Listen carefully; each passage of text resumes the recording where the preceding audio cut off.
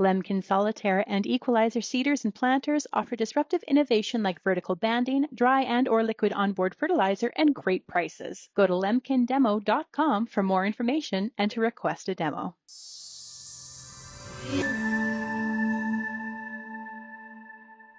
New federal agriculture minister Kody Blois on the eve of the election on Saturday announced that the federal government has approved changes to AgriStability to help farmers offset declines in income from new tariffs, including those from China. And joining us now here on Real Agriculture to discuss, we're pleased to welcome Manitoba's agriculture minister, Ron Kostishin.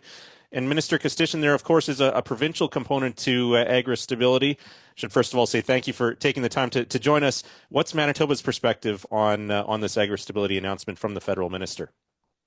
Well, definitely, Kelvin. First and foremost, the challenges that agriculture, added value, businesses, opportunities they face in these challenging times of the tariffs, whether it's from the U.S. side or Chinese tariffs, they're on uncertainty times. We really have some tariffs that are existing from our neighbors to the south. It's unpredictable. I think April 2nd may kind of solidify what it may go, but the roller coaster from the south side, we continue to work in uncharted territories, but definitely on behalf of the agriculture producers and the industry, we are in some challenging times, and I'm hoping that a lot of this will disappear and the producers will have a harvest and a profitable year moving forward.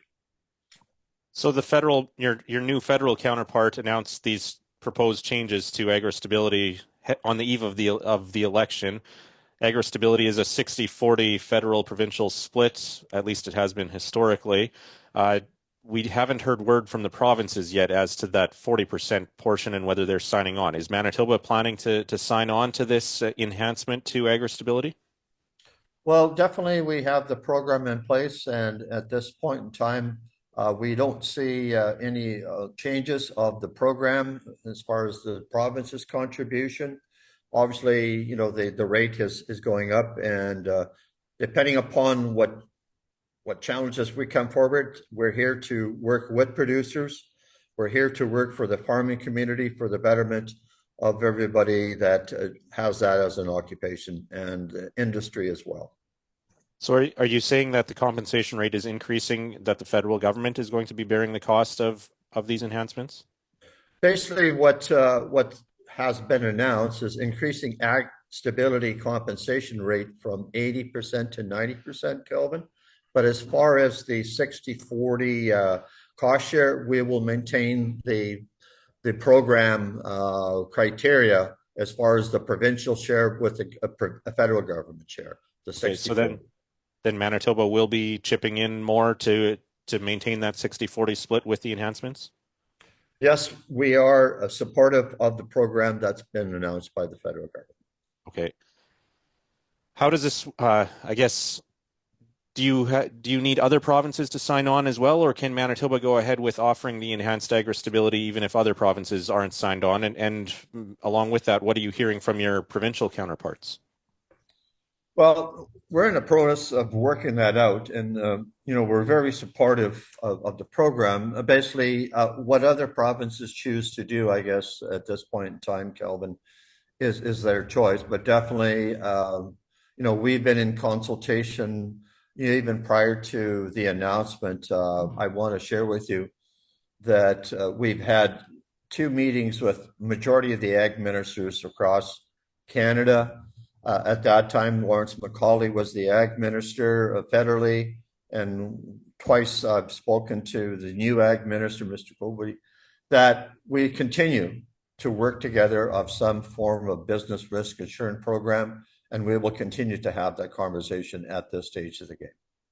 What's your impression in terms of whether this announcement can actually happen here as we're in the writ period with the caretaker convention in place? Well, if Manitoba signs on, can this be a formal announcement, or does it need to wait till after the election?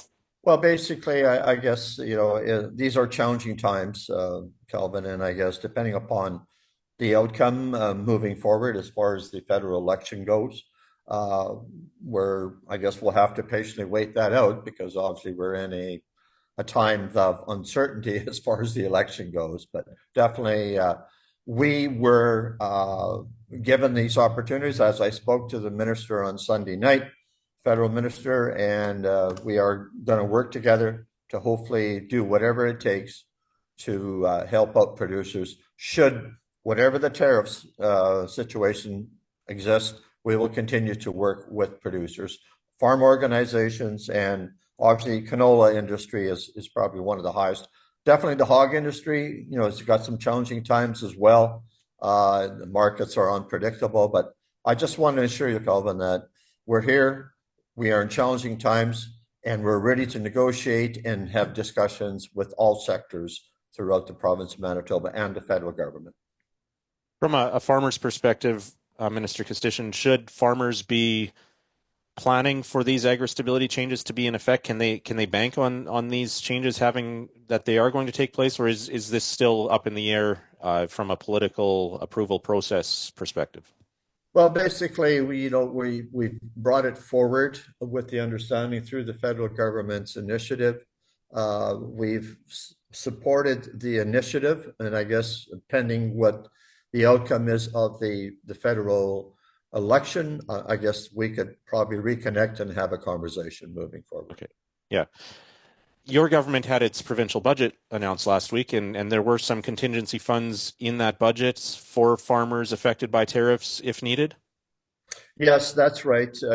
Contingency fund, the 100 million has been allocated towards, again, the uncertainty of the tariffs and where it's going to go. But definitely, I think that just solidifies our government commitment of the importance of agriculture and added value businesses that feed off the agriculture products, that we are in a contingency fund of $100 million.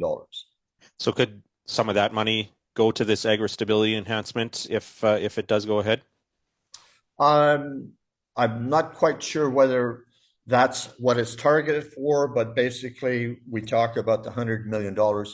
Directly or indirectly, it is a source of contingency funding that can apply to businesses, operations that are suffering because of the tariffs that we have no idea what the heck they're going to be, tomorrow or even a month from now. And I think April 2nd, Kelvin, based on Mr. Trump's announcement, I guess we'll wait and see. Seems to be some wording of possibly changes coming. We can hope for that it's for the betterment of the agriculture industry that some of these tariffs will be relaxed to a certain point. All right. Final question then, Minister Kostyshin. We have the federal election campaign underway, and of course, I won't ask for your preferences, but what are you hoping to hear discussed when it comes to agricultural files during the election from the different parties? What are some of your priorities that, as Manitoba's Ag Minister, you're hoping to hear addressed? Well, not to be too self-centered on agriculture by no stretch of the imagination. Oh, we are here too. That's okay. But you know what? We as government, elected in 2023, pardon me, we were left with a $2 billion deficit, compliments of the previous government. We've got numerous challenges, whether it's in the healthcare situation, whether it's in the education system, or whether it's towards opportunity of building added value opportunities in the province of Manitoba. At the end of the day, if there was a wish list, in my opinion, that we maintain a Team Canada approach, we share dollars to help enhance trade throughout Canada. I think we need to seriously talk about interprovincial trading opportunities and maybe have opportunity that we, Team Canada, work together as provinces and develop opportunities where businesses can start to maybe be less reliant on other countries to make profitability. We need to build in our Canada, in our province, and also be looking at alternative places of trade into the futures worldwide.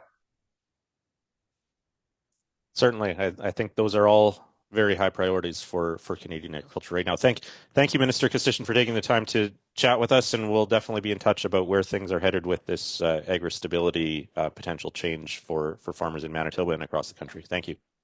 Thank you so much, Kelvin. It's always a pleasure talking to you.